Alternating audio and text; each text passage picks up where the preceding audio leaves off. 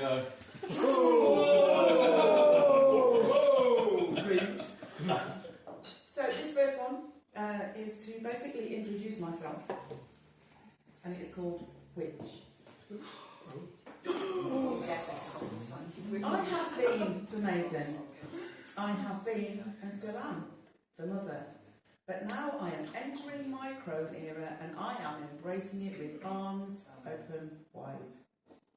I can wear what I like, do crazy things like take up a new career at what some see is a ridiculous age, and not give two shits what others think. Oh, the joy in that. I grew tired of conforming, and finding the path of the pagan has given freedom like never before. However, I do need to shatter some illusions. Although I try to live with Mother Nature and tread lightly on the earth, I don't live in a rickety old cottage in the woods. I don't have flowing white hair, and I don't dance naked around a fire, although probably would, given the opportunity. I do, on occasion, wear a beautiful cloak. I do love a good crystal. I meditate and I burn sage. I do perform rituals to honour the seasons, and I love a good tree hug, especially an oak with its strength and comfort and wisdom. I am kind and caring, merely a cunning woman seeking help from nature. I am not scary, I am different, and I answer questions openly, and I live my truth. And if that makes me a witch, I will proudly own that title in all its glory. So, whether you are a maiden, a mother, or a crone, stand tall, my darling, and proud. Shine your light so bloody brightly it will blind the ignorant, for you are glorious, beautiful, wise, and mighty in all your eras.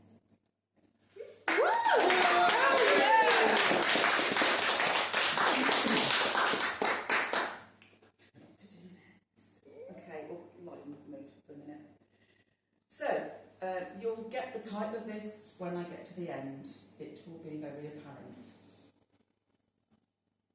It is to do with the person that I am married to.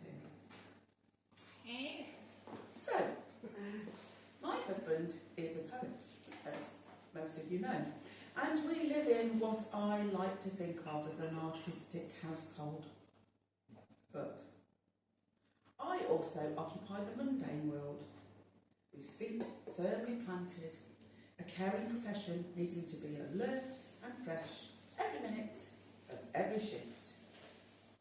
He has musings, does my wonderfully esoteric partner, and in such musings finds inspiration in the nocturnal hours, where the more earthbound of us seek comfort in sleep.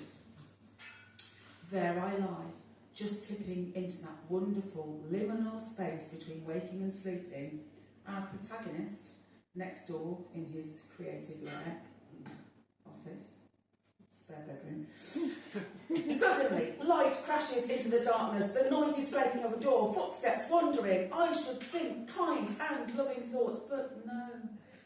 What I am silently, but oh so loudly screaming is, turn that bloody light off, you selfish wanker.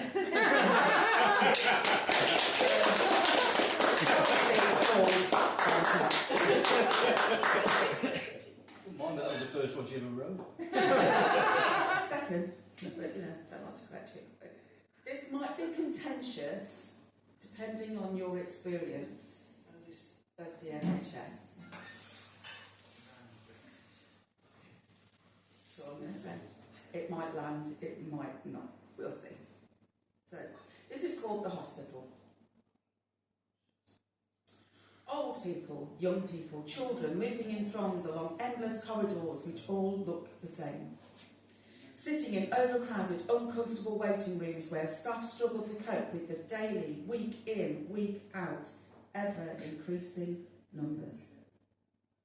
Posh coffee kiosks, cheap by jar, with wards dealing with the ill, dying and infirm. Staff, grey-skinned, looking frazzled, time-starved, equipment-starved, space-starved, colleague-starved. Underfunded, of course. crumbling under badly managed budgets and bureaucracy.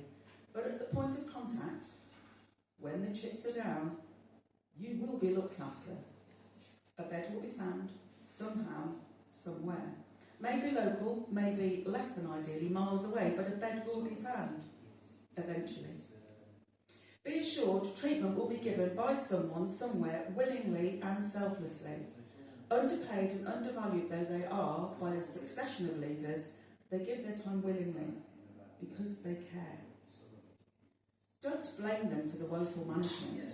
At their very core, that willingness sets them apart.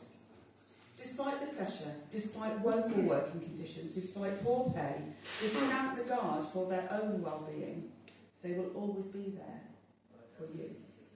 Thank you.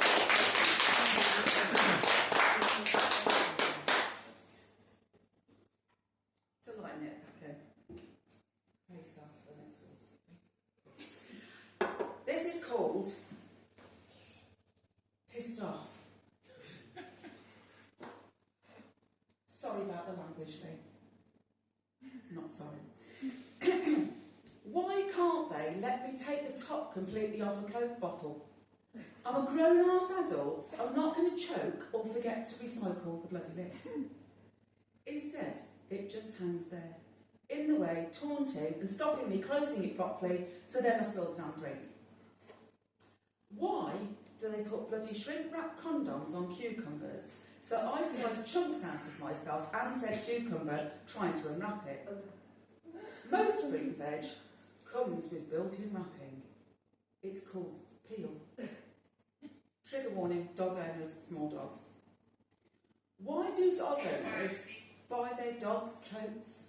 They already have one. It's called fur. It's served them well for millennia. Caution! Hot beverage. I know it's hot. I ordered it. There's no need for a sodding safety warning. Why do scissors come in a shrink-wrap packet which can't be opened unless you want to visit to A&E without the use of a pair of scissors? Why does a bag of frozen veg come with a serving suggestion? And the list goes on. The nanny state, writ large. Whatever happened to risk and adventure? Is it any wonder millennials are so bloody millennial? If we are not, sorry, you are millennial, you're Gen Z, surely.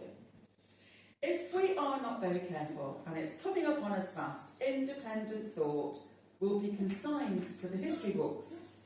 A frightening possibility. I know this started as a merry quip for an ageing, moany old plant. But don't forget, many a true word said in jest. Thank you. Please, do it. So this last one, Used to keep Madam happy. as requested. Can you learn that song? Yeah. I know my place. Keep Madam happy.